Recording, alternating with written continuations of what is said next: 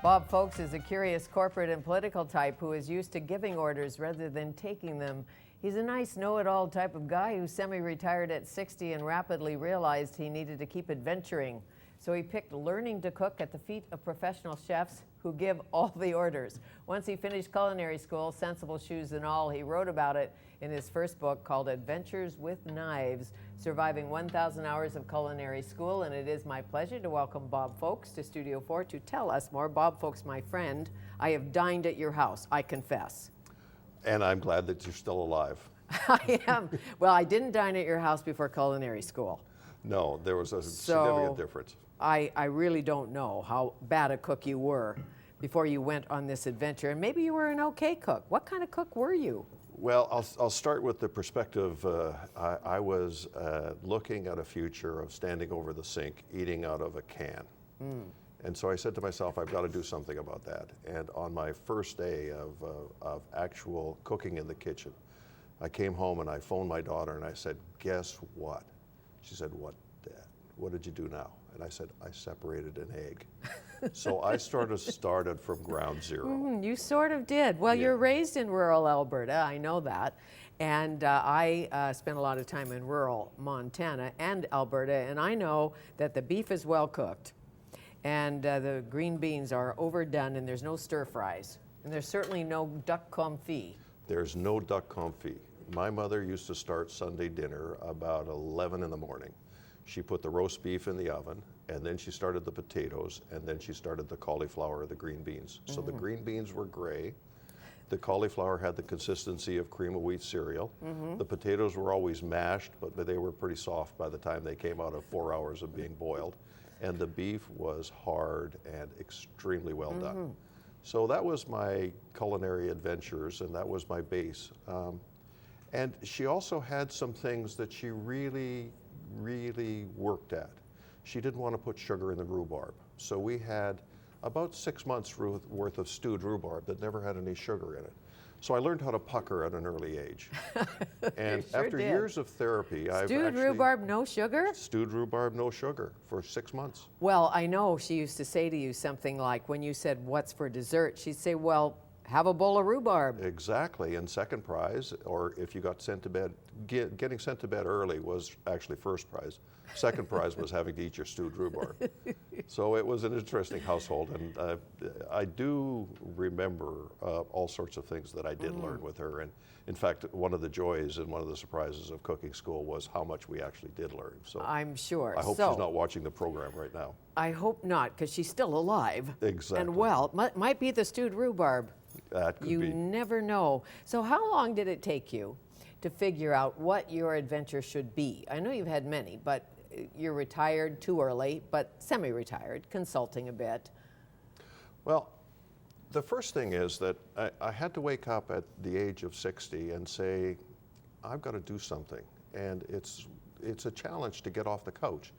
And there are a whole bunch of men out there who are sitting on the couch. There are a whole bunch of people who are my age who don't really know what to do.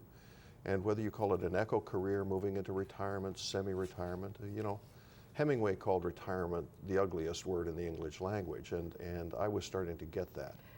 So I had to do something, and my children say that the reason I got into cooking school is I went to a movie one afternoon, and the movie was Ratatouille.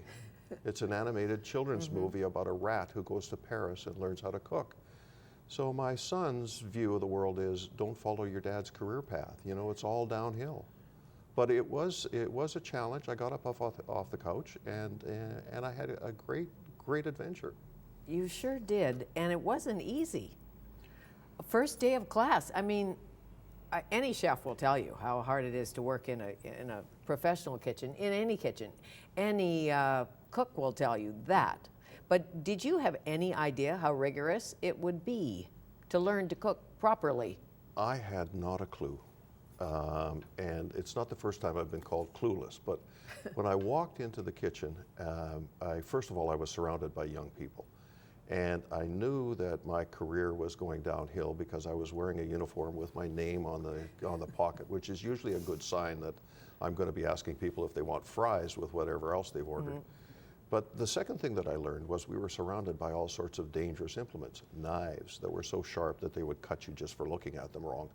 A curious little instrument called a mandolin that will take your knuckles off in about 3 seconds if you're Yes, not it looking will, at it. especially a good one. And boiling water, boiling oil, open fires, all those sorts of things. And there were 15 neophytes trying not to hurt ourselves. And dare I say you were the oldest? I was the oldest by a large measure, and one of the joys was working with a bunch of young people. I was a bit like an energy vampire. I learned all sorts of things from I'm them. sure, in the locker room? In the locker room especially, my language took a very bad turn south. I learned where to get a really good tattoo, and you can relax, Fanny, I didn't get a tattoo. Oh. I learned where to get one. Uh-huh. Well, maybe one day. Yeah, maybe one day. Next adventure. Next adventure. We had another fellow who came in looking pretty sad one morning, and he explained to me how to go to a rave and how important it was to have lots of water at the rave. I still don't know what a rave is, but Well, it was fun. I'll explain later. Exactly. But drinks lots of water at a rave, really. Well, just don't take Exactly. the drugs. Like, no ecstasy No. for you. Your ecstasy was being in the kitchen, but taking orders. Like, you've worked in the corporate world and given orders. And now you're in a kitchen, and the first chef, and it's at the Pacific Culinary Institute, to be clear. Yes. And the first chef says to you, Bob, cut this way. Don't cut it any other way. This is how to hold your knife. This is how to cut stuff. Go get this, do that, and don't talk back. And I would be thinking to myself, well, I can do this much better. I could organize this kitchen. Sure. You know, why are we doing it this way? And I came to realize that there is an accumulated wealth of knowledge and wisdom that I was reverential about at the end. The other thing that I was surprised at is on the first day that we walked into the school, the chef, the executive chef, Julian Bond, said two things. He said, first of all, kids, we're going to get you a job.